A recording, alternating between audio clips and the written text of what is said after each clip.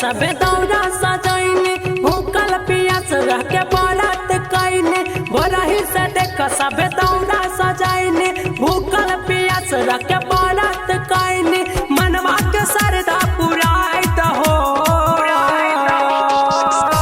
ए रुसना के पप्पा दौरा उठाई दहो ए रुसना के पप्पा दौरा उठाई दहो छठी घाटे चल सैया छठी घाटे जी छठी घाटे चल सैया छठी घाटे जी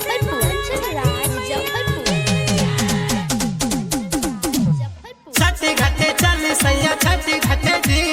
छठी घाटे चल सैया छठी घाटे ओ पियर धोती पगड़ी पहिनला जाए के बाद छठी घाट जी छठी घाटे बहुत भीड़ हो खेला जल्दी उठाई दौड़ा माथे जी सैया पियर धोती पगड़ी पहिनला जाए के बाद छठी घाट जी छठी घाटे बहुत भीड़ हो खेला दौड़ा उठाई जल्दी माथे जी लेट कर जन देर हो जाए जी ये रुसना के पप्पा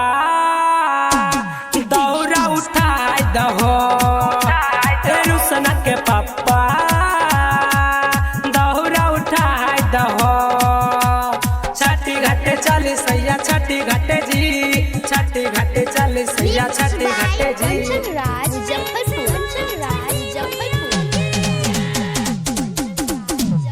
छठी घाटे चल सैया छठी घाटे जी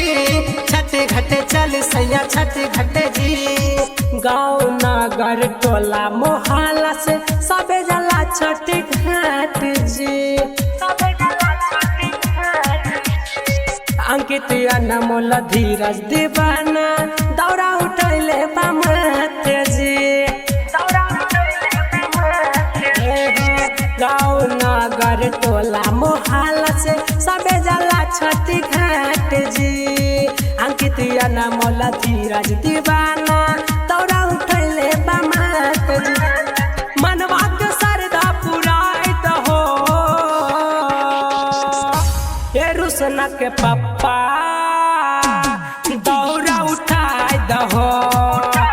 ए रुसना के पप्पा दौरा उठाई दहो कृष्णा रिकॉर्डिंग स्टूडियो अमरपुर।